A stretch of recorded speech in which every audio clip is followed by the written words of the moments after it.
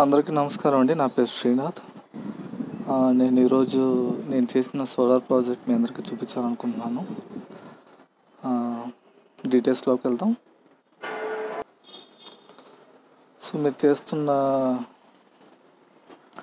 మీరు చూస్తున్న ఈ డివైస్లో పవర్ బ్యాంకు, దాని లోపల ఒక సోలార్ ఛార్జ్ కంట్రోలరు, దీని లోపల ఒక లెడ్ యాసిడ్ బ్యాటరీ 12 voltsది.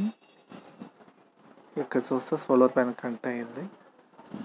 నేను ఇది నా బాల్కనీలో పెట్టుకున్నాను. ఇది mono crystal 50 watts mono crystal అయిన రూమ్ సోలార్ తరఫున ఇచ్చి ప్యానెల్. సో నా బాక్స్ లోపల చూస్తే మీరు ఒక 12 volts DC కనెక్టర్స్ ఉంది, మేల్ అండ్ ఫీమేల్. దాన్ని నేను సోలార్ ఛార్జ్ కంట్రోలర్ తోటి కనెక్ట్ చేశాను. ప్లస్ నార్మల్ యూపీఎస్ బ్యాటరీ 12 voltsది, దాన్ని నేను సోలార్ ఛార్జ్తో కంట్రోల్ చేశాను. సోలార్ ఛార్జ్ కంట్రోల్ ద్వారా జరిగే ప్రక్రియను మీరు చూడొచ్చు. సోలార్ ప్యానెల్ నుంచి మనకి బ్యాటరీ రీఛార్జ్ అవుతున్న సన్నివేశం అది. కరెంట్ రీడింగ్ బ్యాటరీలో ఎంత ఉన్నదో కూడా మనం చూడొచ్చు. దీనికైనా ఖర్చు పరంగా మనం చూసుకుంటే సోలార్ ప్యానెల్ మనకి 2400 అవుతుంది. 50 watts మోనో క్రిస్టల్ లైన్.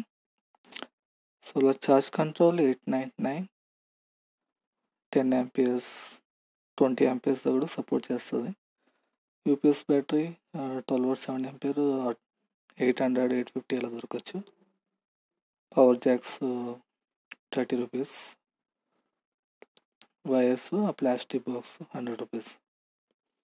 మనకి 4300 లోపల మనకి సెటప్ కంప్లీట్ అవుతుంది.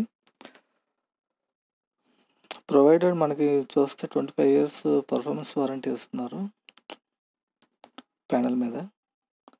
మనకి యూపీఎస్ బ్యాటరీ మీద కూడా 24 months వారంటీ వస్తుంది. ఈ డయాగ్రామ్ ద్వారా మొత్తం కనెక్షన్ మీరు అర్థం చేసుకోవచ్చు. Solar panel positive negative, charge controller positive negative, UPS battery positive negative, output. మనం లోడ్ ఏమీ తీసుకోవట్లేదు, డైరెక్ట్ అవుట్పుట్స్ నుంచి. కానీ దానికి కూడా ఆప్షన్ ఉంది. మనం ఉన్న యూఎస్బి పోర్ట్స్ ఏదైతే సోలార్ ఛార్జ్ కంట్రోలర్ ఉందో అది వాడుతున్నాం. మనం డైరెక్ట్గా మొబైల్ కూడా ఛార్జ్ చేసుకోవచ్చు. సో నేనైతే ప్రస్తుతం నా ఎంఐ పవర్ బ్యాంక్ని ఛార్జ్ చేసుకుని దాని ద్వారా నేను మిగతా డివైసెస్ని ఛార్జ్ చేసుకుంటున్నాను. Thanks everyone. దీనికి సంబంధించిన డౌట్స్ ఏమంటే కమెంట్ చేయండి. Thank you. బాయ్.